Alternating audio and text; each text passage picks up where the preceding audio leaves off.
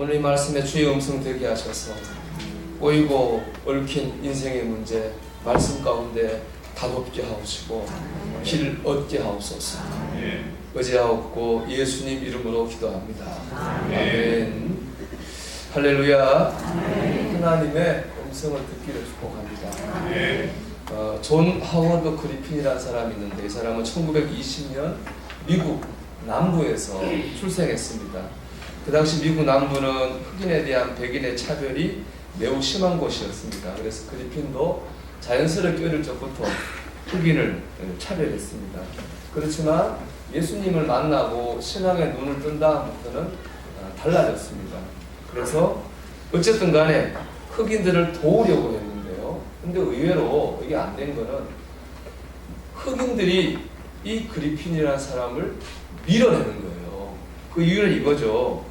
당신 같은 백인은 절대로 우리 흑인을 이해할 수 없다 라고 하는 거예요. 이런 것 때문에 밀어냈습니다. 고민하던 그리핀이 극단적 결심을 합니다.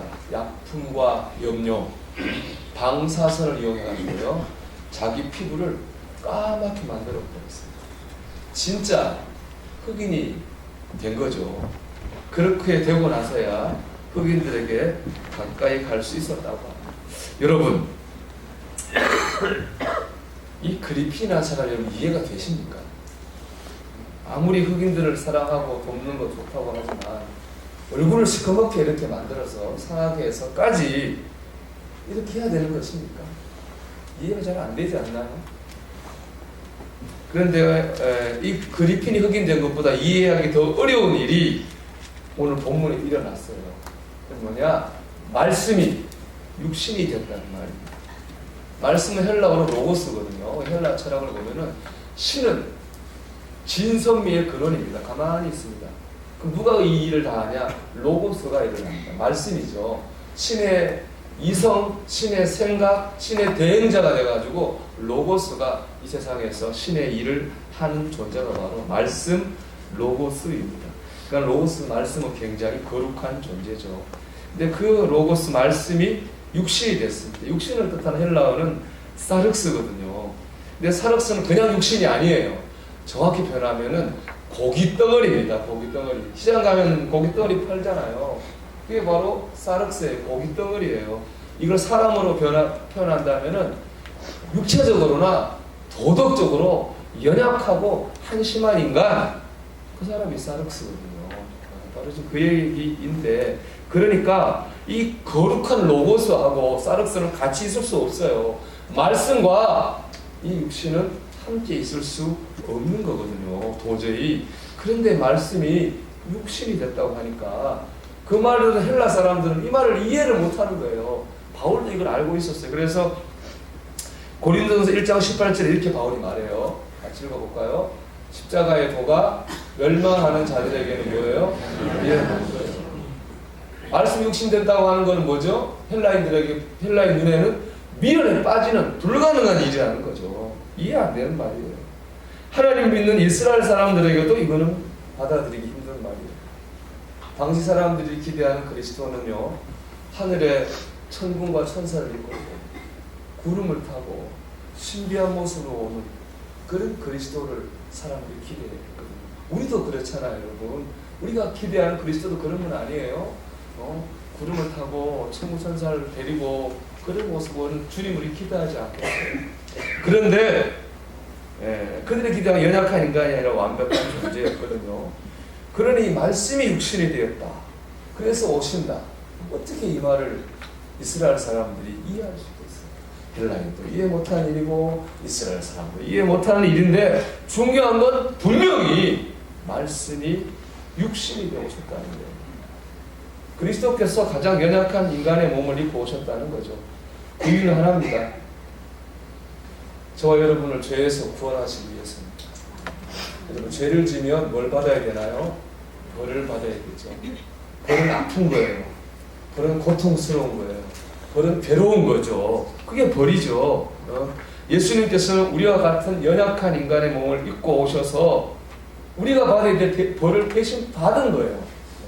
그러기 위해서 그렇게 오신 거죠. 그래서 이사야 53장 5절 이렇게 말씀해요. 같이 읽어봅시다. 그가 주님은 우리의 물품이요 그가 사함은 우리의 죄악이니라. 그가 징계를 받음으로 우리는 평안을 누리고 그가 징계를 받음으로 우리는 나음을 받았다. 아멘. 주님이 창에 찔리시고 채찍에 맞으시고 십자가에 죽으셨어요. 우리가 받을 벌을 대신 받으셨어요.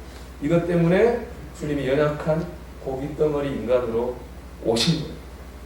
이거는 말씀이 육신이 됐다는 거예요. 여러분, 예수님의 선택이 이해가 되죠? 아까 그 얼굴 시꺼멓게 된 그리핀 이해가 안 됐죠? 예수님도 이해가 안 되지 않습니까? 저는요, 물론 이번 한 주간, 지난 한 주간에 이제 특별 기도회 준비하는 바쁘기도 했지만, 이 말씀을 묵상하는데 뭔가 가슴에 울컥하는 건 있어요. 울컥은 하는데 설교가 안 써지더라고요. 뭔가 울컥하는데 이거 어떻게 해야 될지를 모르겠어요. 설교는 안 써지고 찬양 하나만 계속 입에서면 어제 어제를 썼어요. 이 찬양만 자꾸 이 말씀 묵상할수록 이 찬양만 자꾸 맴도는 거예요. 이제 찬양 한 1절만 불러볼게요. 여러분 아실 거예요. 왜 날 사랑하라는 그런 찬양이에요.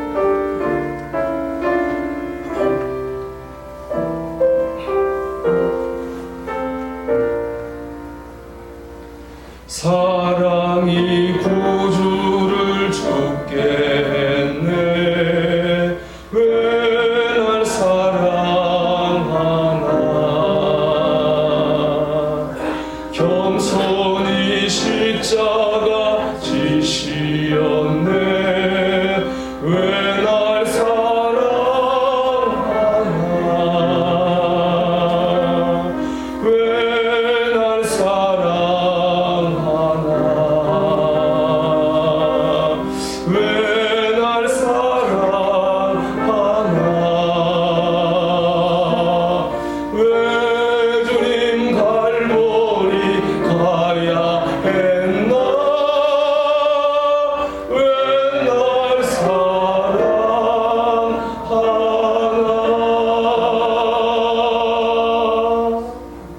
이 찬양만 맹세해.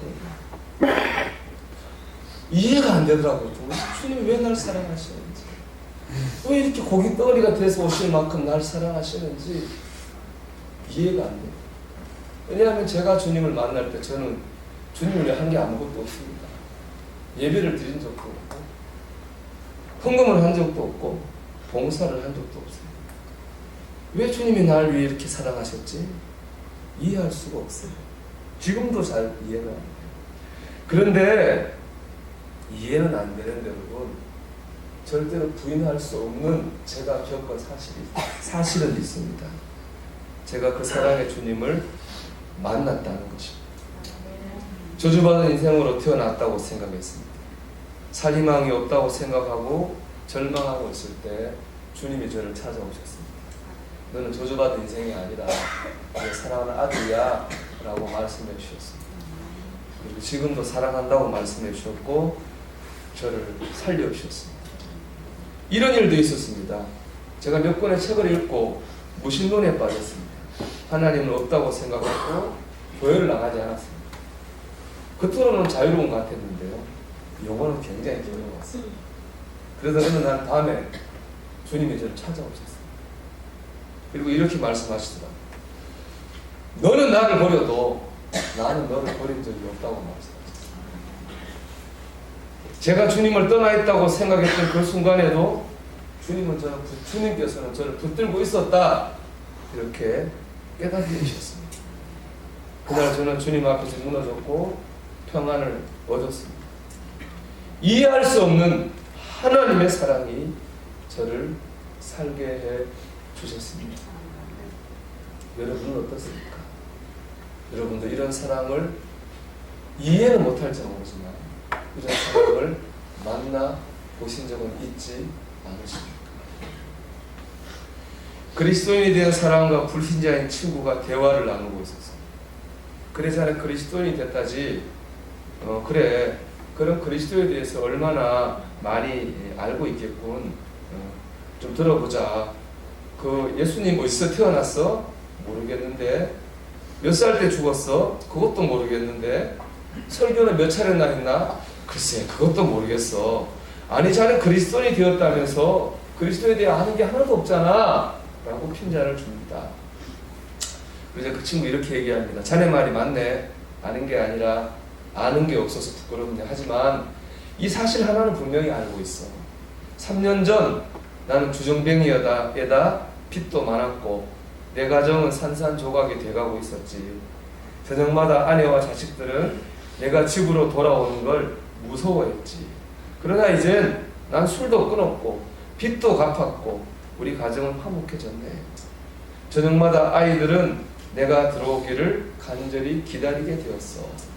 이 모든 것은 그리스도께서 나에게 주신 복일세. 또한 그분이 나를 사랑하고 계시다는 것을 나는 알고 있다네. 이것이 내가 그분에 대해 알고 있는 것이네 라고 얘기했어요. 여러분, 이해할 수 있는 합리적인 사랑은요, 사람을 변화시키지 못합니다. 조건을 따라 사랑하잖아요. 그게 합리적 사랑 아닙니까? 기브 앤 테이크, 주고받는 게 이해되는 사랑이잖아요. 그런 사랑은 사람을 권하지 못합니다. 이해할 수 없는 사랑, 이해가 불가능한 사랑이 사람을 뒤집어 놓습니다. 가정과 세상을 변화시킵니다. 이해할 수 없는 사랑이 우리를 구원에 이르게 합니다. 그래서 우리에게는 이해할 수 없는 하나님의 사랑이 꼭 필요합니다. 그렇기 때문에 결론적인 얘기하면요, 우리 그리스도인들에게 제일 필요한 덕목은 뭐냐? 저는 겸손이라고 생각해요. 왜냐하면 들어보세요. 일반적으로 생각하는 종교적 구원이 있습니다. 그건 뭐냐? 심신을 수양해가지고 육체적, 정신적 속박에서 벗어나는 겁니다. 그걸 신비한 경지에 도달하는 겁니다. 그래서 욕심을 버리고 자기를 갈고 닦아가지고 어떤 이 세상을 초월하는 그런 경지에 도달하는 걸 보통 다른 종교에서는 구원이라고 하죠. 그래서 다른 종교에 보면 세상을 떠나잖아요. 산속으로도 들어가고 그렇게 하지 않습니다.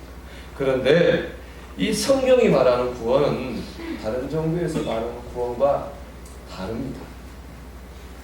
로만이라는 교수가 한 유명한 얘기가 있습니다. 이게 같이 한번 읽어봤으면 좋겠어요. 성경은 아니지만 한번 띄워봐 주세요, 방송실. 네.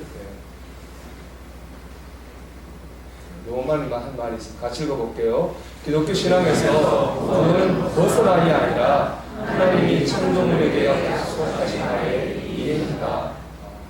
구원은요, 세상을 초월하는 게 아니에요. 기독교에서 말하는 구원은 세상을 벗어나는 게 아니에요. 어떤 특별한 경지에 올라가는 게 아니에요. 기독교에서 말하는 구원은요, 세상 안에서 받는 거거든요. 세상 가운데서 받는 거예요. 또 있어요? 기독교에서 말하는 구원은 내가 돈 닦고 내가 하는 게 아니고요. 하나님이 하시는 거예요.